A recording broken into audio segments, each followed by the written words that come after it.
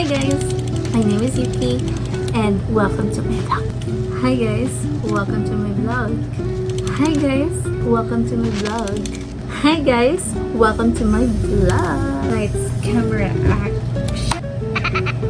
So what are we going to do today is to answer some basic questions. Basic nga ba? Basic online questions while I'm playing Mobile Legends. Ngayon, gusto ko lang may gawin ako para malibang ako kahit konti. So, we have our coffee here. Mura lang to guys, hindi to Starbucks. And we have our chicken burger. Okay, oh. Hindi pa kasi ako napag-lunch. So, ito na yung lunch ko. And right now, it's 3:53 p.m. Magpo-4 na. I'm doing this vlog because I just want to know myself more. I've never done this before. Para may twist naman. Para mahirapan naman ako. Maglalaro ako ng ML while answering some questions. For you guys to get to know me, if meron man akong audience. If not, then for me to get to know me. For me to get to know myself more. Wala lang. Trip ko lang. Without further ado, let's get it on. Let's get this started. Wait lang. Buksan ko muna yung ML ko. Nasaan na ba yun? And mag-screen record ako. So, alam niyo yung naglalaro talaga ako ng ML. Okay? Ayan.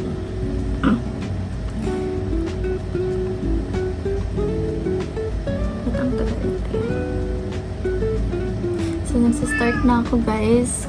By the way, kaka-install ko lang pala. Kasi hindi naman ako always naglalaro ng ML. Paminsan-minsan lang. So, yeah, sad to say, noob ako. Yan. It's okay to judge. Ang lakas naman.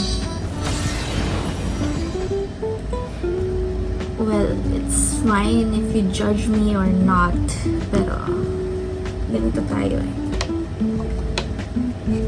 Teka lang. Palitan ko lang yung straw ko guys kasi parang Game, buying on it. Okay. Sorry, ngayon lang ulit nag-MS. Gold room, ayan.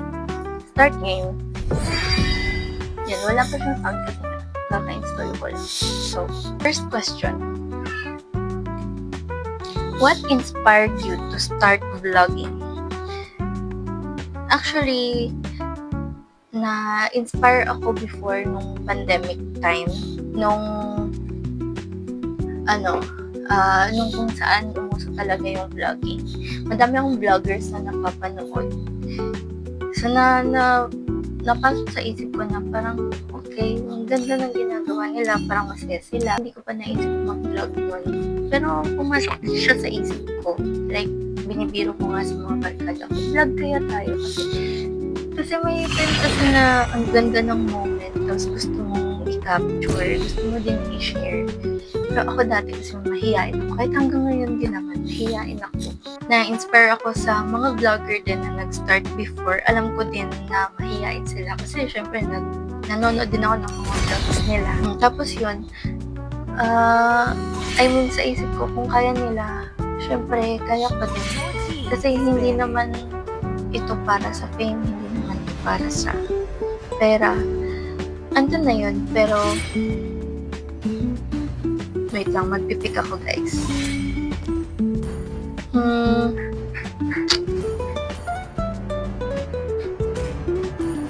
Magkadita tayo.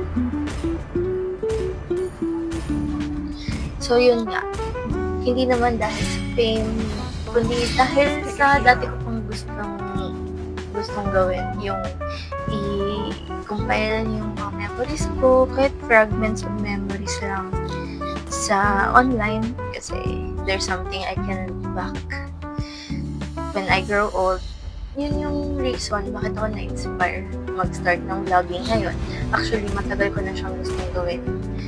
Nag-push din yung mga kaibigan ko, kahit family ko, mother ko, father ko. Pero ako lang talaga yung mahihain kasi hindi ko alam kung paano ko umpisahan.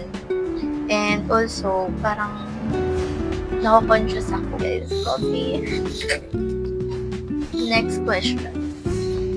How did you get started with vlogging? How did I get started? Simple lang. Ano? Do it now. Take your phone, then go to your camera and start recording yourself. Try lang. Practice mo muna. That's how I started vlogging. One day lang, kinuha ko yung phone ko, then nag-start ako magsalita sa phone ko kahit alam ko naman para ako baliw. Pero eventually, kahit hindi ko naman masasabi ngayon na buo na yung confidence ko kasi may part pa rin sa akin na nahihiya talaga. So, hindi naman yun mawawala. Just start. Mag-start ka lang. Kahit ikaw na lang muna yung manood. Kahit nga ngayon, hindi ako nag-expect talaga na may manood. Kasi para lang din naman sa akin yung video. Kung may manood, edi masaya. Kung wala, edi masaya pa rin. So yun. Welcome to Hunger Legends. Next. What are some of the biggest challenges you face as a vlogger and how do you overcome them? Actually guys, bago pa lang naman ako. So wala pa akong challenges. Siguro yung challenge ko ngayon is yung kung paano ko i-build yung confidence ko pa para magkaroon ng quality content. Siguro challenge din yung skills sa pag-edit. Kasi first time ko pa lang naman eh. And yun. Kung merong first time vloggers dyan, comment down below guys. Kung may first time vloggers dyan, you can do it. You can do it. Oh my god, oh my god, oh my god. Actually, maingay ako nung nag-start ako naglaro. Nag-start ako ng laro before Dota yun eh. Nagpaturo ako sa pinsan ko. My late cousin. So, kung nanonood ka man ngayon, wala lang, panoorin mo yung vlog ko. Pero wala na siya eh. Kaya ngayon sad part. Sorry guys, I'm moving. Oh. Bawe. So next question, what is your favorite part about being a YouTuber? Hindi ko pa yun masasabi ngayon. Hindi ko pa yun masasagot pala ngayon. Kasi hindi ko naman ina-acknowledge yung self ko as a YouTuber. Ewan ko, I'm just doing this for fun. Wala lang. Para ma-practice ko din yung sarili ko na nagsasalita. Like, with an audience or without, or in front of camera. Yun. Gusto ko lang matrain yung self ko. Yung soft skills. Wow. Gusto ko lang matrain yung self ko na nagsasalita ng diretso. Siyempre, may benefit din naman siya professionally. So, yun nga. Ang hirap pala, no? Ang hirap mag-concentrate pagka yung ginagawa ko ng ibang bagay. Ah! Ah! Mami ko! Ah! Ang hirap! Okay, masasanay din ako. Ang hirap pala pagka nag-multitask ka. Next, what advice would you give to someone who wants to start vlogging? Yan nga. Start. Just start vlogging. Kahit mukha kang tanga. Like kagaya ko ngayon. Basta yun. Just start vlogging. Pick up your camera and start vlogging.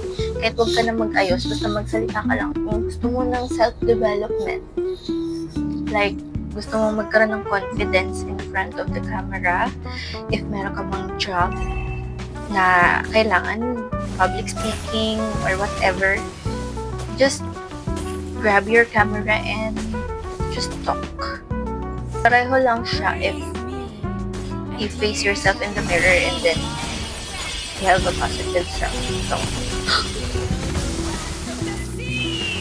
Next, what's the best piece of advice you've ever received? Best piece of advice. Hirap guys. Siguro as simple as do what makes you happy. Ano pa ba? Very common na yun eh. Wala akong maisip kapag nagko-concentrate. Kung ano yung nasa focus frame ko, yun lang yung iisipin. Pero sige, go challenge to sa akin. Everybody has their own timeline. And that's true. You will never know when will be your time. So, just be in the present moment. Enjoy your life. Hindi pa lang kasi nagsabi niya. Pero it works. And it's relatable. Like, ngayon, I feel down. Meron ata akong quarter life crisis. Pero, I don't know. Everyone is experiencing it right now. I don't know. Hindi lang naman ako. Pero yun. Maybe that's the best piece of advice I've ever received. You will have your time. Hindi naman all the time nasa taas tayo. We have our ups and downs din. So, just enjoy your moment. Yun lang yung pinaka-constant na hindi nagbabago. Yung present moment. Kasi, based on experience din, there are times na hindi ko talaga ini-enjoy yung present moment ko. Kasi masyado akong gugnutin before. Pero yun, enjoy the present moment kasi when you look back, someday. Hinahabol nila ako. When you look back someday, pagtatawanan mo na lang yung sarili. I mean, don't take life seriously. Kasi, hindi lang naman ikaw yung nakaka-experience ng downtime. Lahat naman. Like, kagaya yun. Okay. Yun, lahat naman tayo. So, next question. What's one thing you've learned recently? One thing I've learned recently is don't rush. You have your time. Ako kasi talaga akong nagmamadali even before. Like, kung anong nakafix kasi yung utak ko, kung anong gusto kong mangyari. Gusto ko siyang mangyari talaga agad-agad. Like that instant. Kahit alam ko namang medyo impossible. Yan, medyo impatient kasi ako. So, what I've learned recently is don't rush. Kasi, if you rush things, magkakaroon ka ng problema in the future. And hindi mo na yun mababago kasi nga, blessing! Hindi mo na yun mababago kasi wala na. Tapos na yun. Nangyari na. Pagsisisihan mo na lang. So yun, don't rush things. Plan accordingly. Slowly but surely. Huwag ka mo na mag-decide agad-agad. Pag-isipan mo muna yung ayun.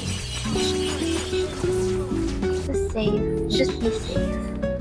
Hindi naman be safe. We can never be safe sa mga decision making natin. Pero, yun nga. Huwag kayong masyadong magmadali. And, there's beauty in waiting. Yan, there's beauty in waiting for the right things to unfold. So, huwag lang mag-decide agad-agad, lalo na if hindi ka naman sure. Patay! Godlike? Grabe. Yan. Next question. What's your favorite food? Favorite food? Yan, chicken burger. Hindi ko pa nakakain kasi busy ako magsalita.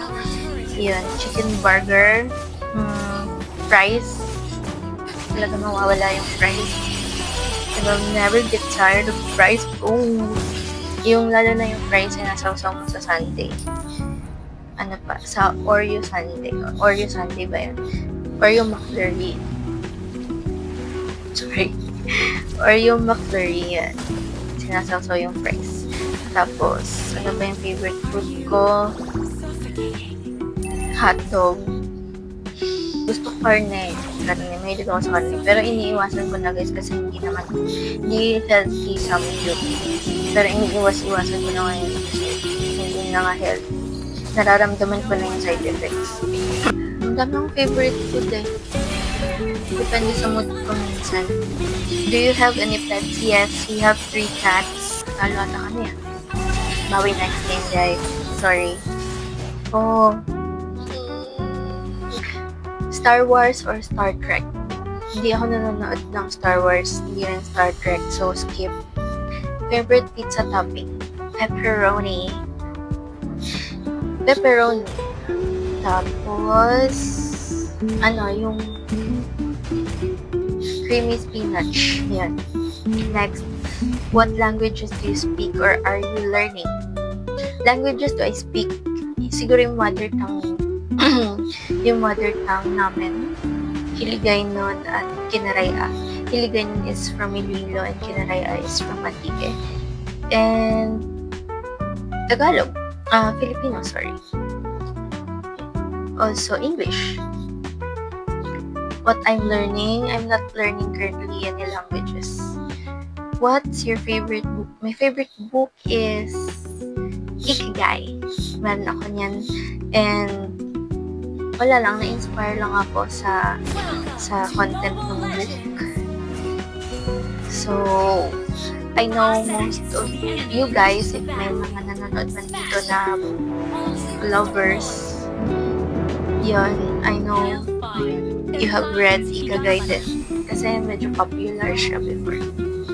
What's the strangest thing you've ever eaten? Strangest thing? Yung maliit na ibon. Yung maliit na ibon sa province. Yung maliit na ibon sa province. Hindi ko alam kung anong tawag sa ibon na yun. Basta yung maliit na ibon na maliit. Yan.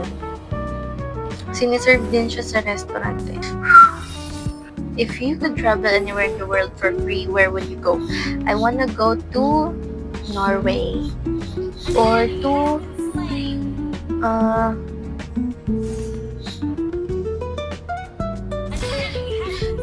Virgin Islands, blah blah blah blah, basta British Virgin Islands.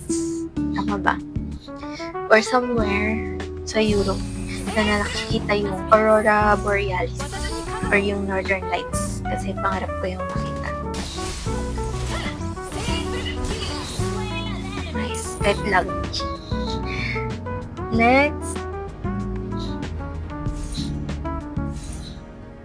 Also, I want to go to Bali. Yan. And anywhere in the world. I want to travel to. What's a hobby you enjoy outside vlogging? Actually, hobby. Recently lang natutunan ko mag-bake. Then, I was able to sell my baked goods online. Pero sometimes hindi na kinakaya ng katawan ko mag-bake. Magpuyat kasi I have a job din, a 9-to-5 job. So, yun. May in between schedules, nagpapahinga ako kung wala naman orders. Tsaka hindi ko na rin pinupush na mag-order yung tao sa akin or hindi ako nag-advertise pa. I did advertise my page once sa Facebook. And madami din nag-inquire, madami din nag-ask. So, dun ko na-realize na hindi pa pala ako ready. Kasi mag-isa lang ako. Wala rin naman akong helper na mag-prepare ng ingredients while mag-bake ako or mag-mix. So, yun. Hindi ko rin kinaya. I just need some people. Pero I know naman na siguro if given the chance in the future. Yan, tinry ko yun mag-bake. And other hobbies, before gumawa din ako na, hindi ko siya masasabing hobby. Or maybe, gumawa rin ako ng dream catcher, nag-try akong aralin yun. Then nakabenta din ako before So, lumipas din yan. Mga 2 years ago, 3 years ago. 2022 ba yun? O 3 years ago. Or 2021. Basta around that time. 3 to 4 years ago. Pagbenta ko din yung travelers. Tapos, yun. Mami! Mami! Wala na. Tapos yun, bukod pa dyan, yung hobby ko, mag-edit ng video. Video na hindi ko pinupost. Nag-edit lang kung hindi ko pinupost. So, yun nga. Ano pa? Hobby. Minsan, may times kasi na pagka may napanood akong drama or whatsoever, may nakita akong love team, tapos na bet ko sila. Nagiging, nagiging addiction ko minsan yung mag-binge watch ng mga videos nila. So yun, lately, yung fan ako ng Marvel ni Heaven and Marco. Pero yun, I don't want to go further details. Shakit! Hindi ko alam kung ano nangyayari na ngayon sa kanila.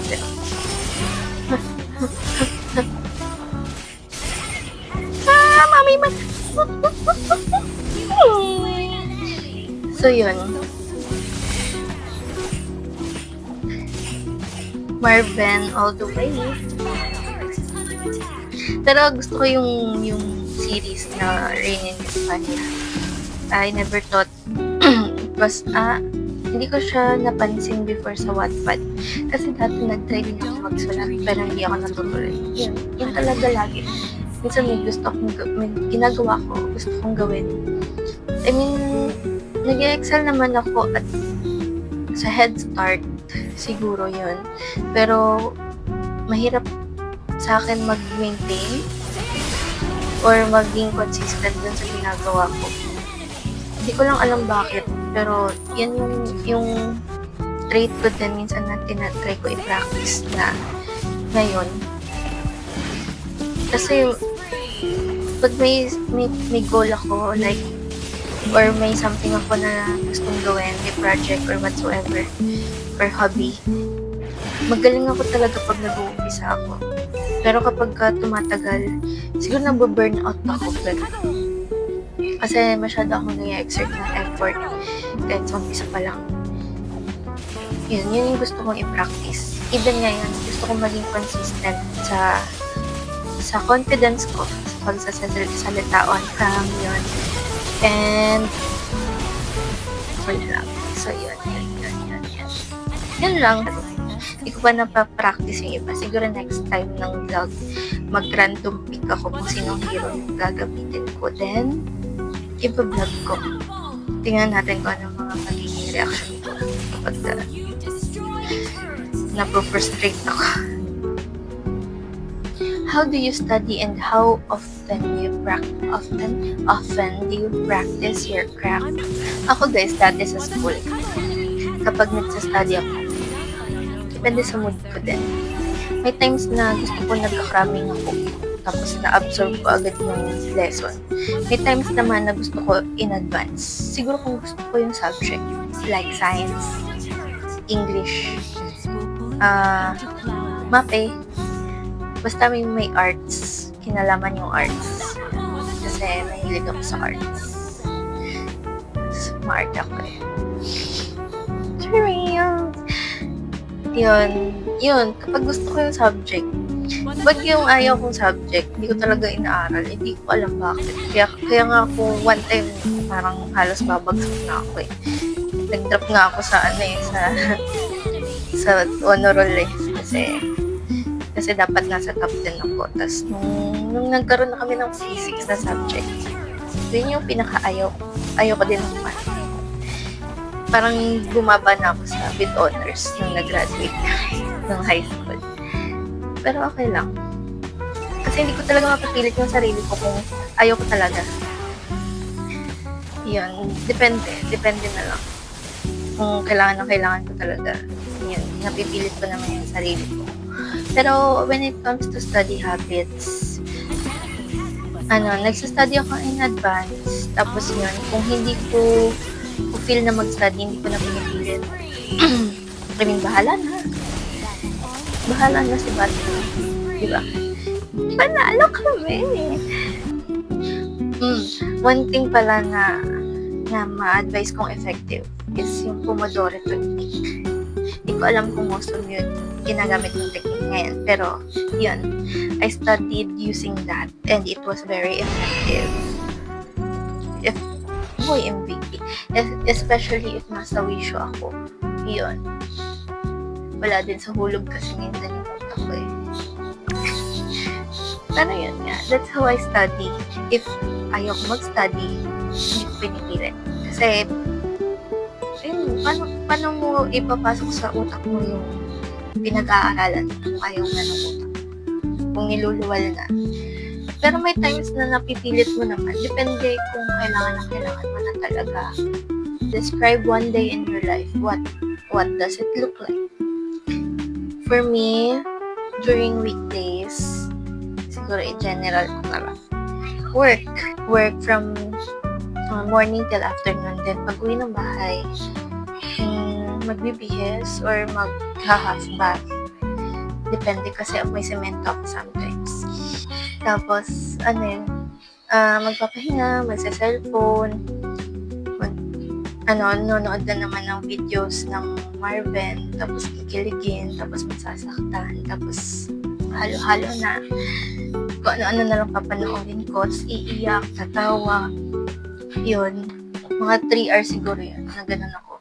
Tapos pag gabi, minsan wala pa yung mother ko kasi nasa work pa. Minsan gabi yung out niya.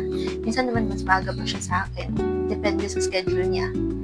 Shifting schedule kasi siya. So, ako fixed naman sa akin. So, yung ginagawa ko pag gabi, nagsasaing ako. Or if hindi ko na kaya, pagod ako. Hindi ako nagsasaing, syempre. Bibili ko na lang ako ng pagkain namin. And minsan magluluto ako ng ulam. Yung kalahati guys, bibigay ko sa mother ko mamaya. Try nyo to. Hindi nyo pa natutry yung Loquito burger ng Andok. You're missing 1/4 of your life. Legit. Sarap. Kapag weekends naman, minsan, meron akong errands na ginagawa. Like, bibili ako ng ingredients. If maubusan ako ng ingredients para sa cookies. Also, minsan, naglalaba ako ng uniform ko kapag Sunday. Yan lang naman yung time ko.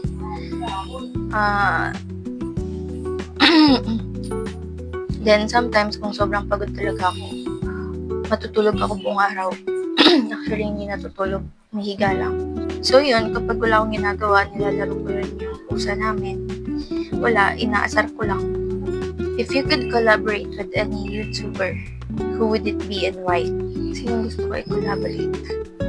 So, depende. Kahit sino na lang gusto sa akin makipag-collaborate. Hindi ko naman iniisip yun, guys. Wala sa isip na makipag-collaborate sa kanino. Kahit sino na lang. My lines are open. Makakala mo naman. Hindi naman ako ganun kalaking YouTuber para mamili, diba? So, kahit sino na lang dyan. Basta may sense naman yung i-content namin, diba? Siguro si Miss Ivana po. Si Esnir. Tapos si Miss Zainab. Yan yung gusto kong mga makakolab if given the chance in the future naman. If hindi, okay lang naman. Try nyo tong Loquito burger ng Andox, guys. At hindi naman kayo mahilig. Hindi naman kayo pinipilit. Pero, wala lang. Try pa lang. Okay. Have you ever met someone famous? Yes. Sa work, matangkad siya, maganda. And sumali sa pageant. Yeah. I won't name her for her privacy din. Sa BGC yun. Sa work. Usually, yung kasama ko lang talaga sa work yung nagtuturo minsan. Kapag may famous kaming nakakasalubong sa within the perimeter sa work talaga. Tinutulak niya ako. Malalaman ko na lang kasi may tumitili sa gilid ko. Alam ko na merong artista sa paligid or someone famous. Would you like to be famous? Well, if you ask me, yes. But I want to be famous in a good way. Marami naman tayong nangangarap na maging famous kahit once in a lifetime. Yung ano lang, in a good way and in a way na nakaka-inspire ka, mga ganun bagay.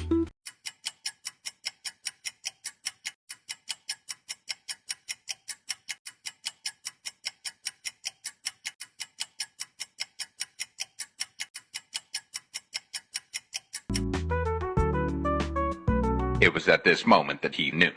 He fucked up. Ayun guys, lowbat na pala yung mic ko. Di ko alam kung nakuha ba yung audio kanina. Or sayang lang yung pagsasalita ko. Pero yun lang. Thank you so much for watching kung may nanood man. If wala, okay lang din. Thank you self for watching yourself. Thank you guys so much. I enjoyed the day. I enjoyed coffee. I enjoyed the burger. I enjoyed playing ML. Kahit lag, next time ulit. See you again on the next vlog. Kung meron man nanood, please like, comment, and share, and subscribe if you want me to, you know. Actually, I don't wanna give that condition. I'll still post if I want to. If meron man akong audience dyan, just subscribe, like, comment, and share para alam ko din na tama pa ba yung ginagawa ko. Just kidding. Bye guys! See ya!